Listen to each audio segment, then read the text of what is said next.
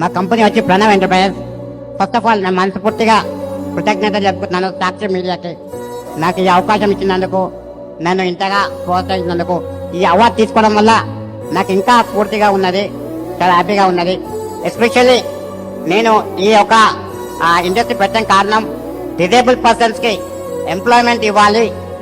నన్ను చూసి నేను 90% ఆఫ్ డిజేబుల్ ఉంది, 90 lakhs ఇన్వెస్ట్మెంట్ చేసి ఈ యొక్క ఇండస్ట్రీ స్థాపించాను. ప్రతి ఒక్కరికి అవకాశం ఉంటుంది.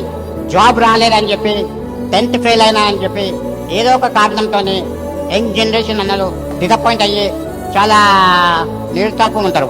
అది కాదు, ఎంప్లాయీ కాదు, ఎంప్లాయర్గా మారాలి అనేది నా ఒక లక్ష్యం అండి. నన్ను స్ఫూర్తిగా తీసుకొని ఒక్కళ్ళన్నా ఎంటర్ప్రీనర్గా మారి 10 మందికి ఎంప్లాయ్మెంట్ ఇవ్వాలనేది నా ఒక డ్రీమ్ అండి.